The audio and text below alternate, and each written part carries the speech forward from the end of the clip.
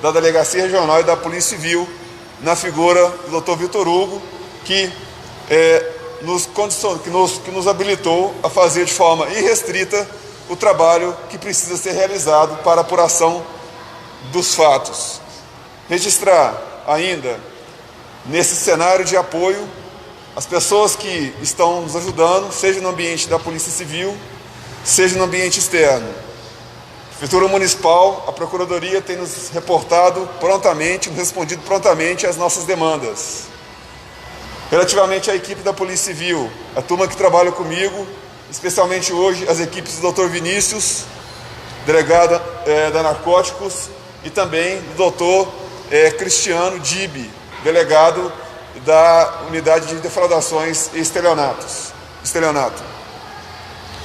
Desde a última conversa nossa aqui, vocês têm percebido, nós temos caminhado no sentido de conduzir o trabalho da melhor forma e mais transparente possível. Isso encontra algumas limitações pela natureza da investigação policial, que tramita sob segredo de justiça. Essa condição foi estabelecida pelo Poder Judiciário em homenagem não à reserva de informação, mas à qualidade da investigação que precisa ser feita. E nós caminhamos desta forma. De lá para cá, nós tivemos o cumprimento na semana passada de mandados de busca, de mandados de prisão. Tivemos em 2 ocasiões oportunidades de entrevistar e de interrogar aquelas pessoas que haviam sido presas temporariamente. Como os senhores e senhoras acompanharam, essas pessoas investigadas permaneceram em silêncio no primeiro momento, sob a alegação de que não teria acesso ao procedimento policial.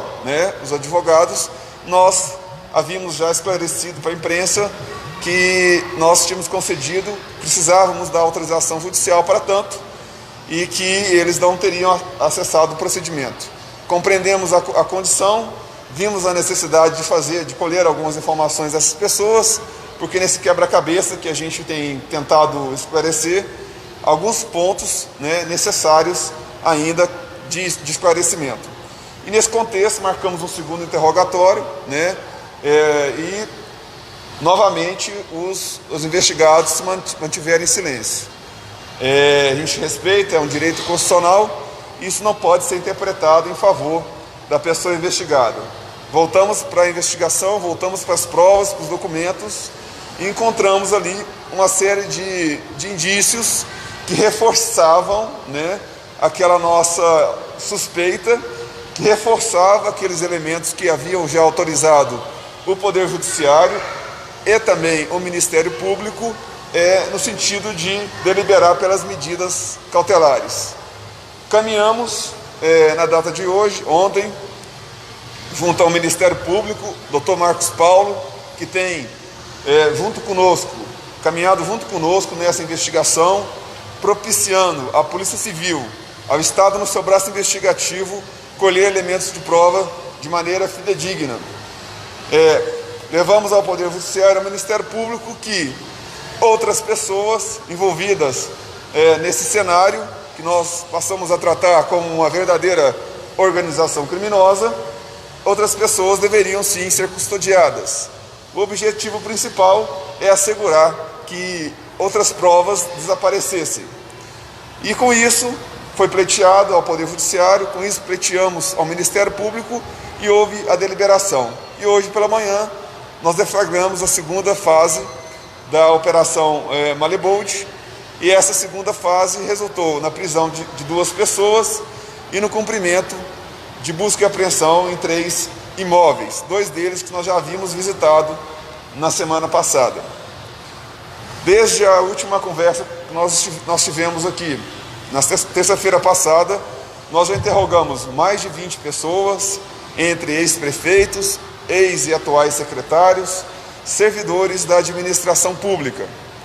Essas pessoas foram ouvidas, prestaram as suas informações e muitas delas reforçaram as suspeitas sobre o grupo que está sendo investigado. Com essas informações, os elementos que nós tínhamos, caminhávamos para saber até onde que esse grupo atuava no ambiente, no seio da administração pública. E os elementos que encontrávamos, as provas que encontrávamos, revelavam que era sim o caso de pleitearmos a conversão da prisão temporária, que vence hoje, né, a conversão para a prisão preventiva. Entre vários elementos, nós havíamos identificado no início da investigação, quando demandávamos à administração pública municipal por documentos que comprovassem as viagens, nós havíamos identificado naquela ocasião a ausência de ordens de serviço, que é uma requisição, que é a determinação para aquela empresa, para a empresa licitante, preste o serviço para a qual foi contratada. Então precisávamos desse documento e nós estávamos tendo certa dificuldade, até que certo dia foi nos enviado um documento e que referendava essas viagens, a emissão dessas viagens assinada pela secretária, ex-secretária, que agora encontra-se presa. E nesses documentos, essas ordens de serviço, um fato nos chamou a atenção, que nessas ordens de serviço havia uma certa parametricidade.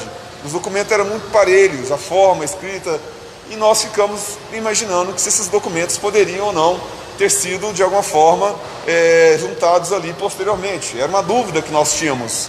Então, na investigação, nós não detínhamos os originais, eram apenas cópias. Então, na busca e apreensão, destacadamente em relação ao que diz respeito aos órgãos públicos, tínhamos por objetivo arrecadar, buscar esses documentos originais. O nosso objetivo era saber se estes documentos originais estavam no seio da administração. Nós tivemos nesses locais dezenas de policiais civis à busca desses documentos. E naquele momento, naquela ocasião, esses documentos não foram encontrados, o que nos chamou a atenção, já que esses documentos haviam sido nos enviados pela própria administração, pela Secretaria de Governo, meses atrás, as cópias. Então nós não encontramos esses documentos originais, exceto na casa de um dos investigados. Parte desses documentos estavam na casa de um desses investigados. E durante essa semana, fomos provocados pelo procurador, que informou que determinados documentos teriam sido encontrados na prefeitura municipal, no setor que trabalhava um dos investigados, né? Um outro servidor teria localizado tais documentos, o que para nós não nos convenceu, né? Não que o procurador tenha uma informação aqui que não seja verdadeira. A gente ainda, né, nós trabalhamos com a hipótese, trabalhamos com a convicção de que ele tem auxiliado as investigações, mas acreditamos que esses documentos não estavam lá quando das buscas, uma vez que elas foram feitas de maneira muito minuciosa.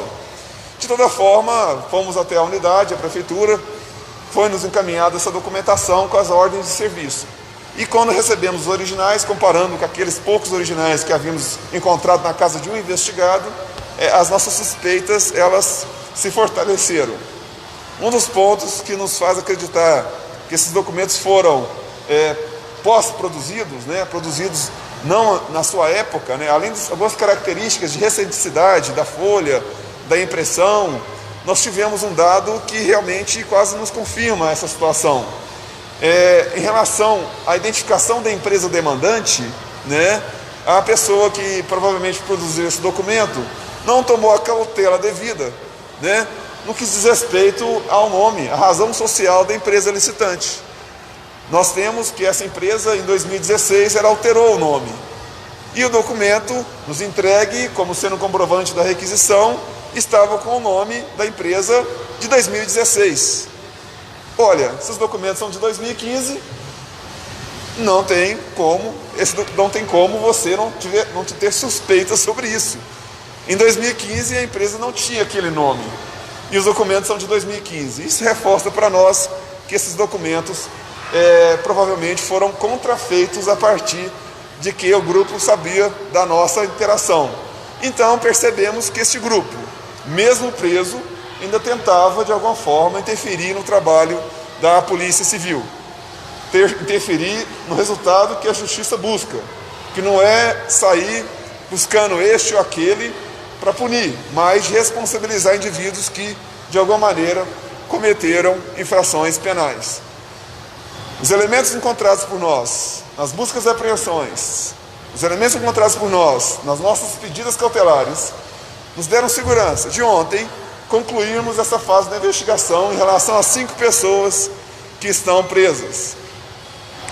Consideramos que 3 dos servidores públicos que estão presos, eles entraram dentro de um cenário relacionado a este esquema criminoso em posições estratégicas, que ia desde a execução, a determinação da execução do suposto serviço, passando por situações de compra, onde que era necessário para dar o andamento necessário ao empenhamento do recurso, e até chegar na liquidação, onde efetivamente ocorria o pagamento. Para vocês terem uma compreensão, o sistema de compras, de licitação da administração pública é como se fosse uma corrente por elos, que vai desde a partir do momento em que a empresa, que o setor público, a secretaria demanda um serviço, precisamos contratar tal serviço, por exemplo, transporte de passageiros, e até o final, quando ocorre o pagamento, esse elo, essa corrente estabelecida, nós identificamos com muita clareza que havia elos ali frágeis, elos corrompidos, e esses elos corrompidos estavam sendo ocupados pelas pessoas que investigamos. Vocês podem vir na sequência me perguntarem, e nos demais elos, tem pessoas envolvidas? Nós temos que ser extremamente responsáveis ao informar ou mesmo perguntar sobre determinado envolvimento de determinadas pessoas.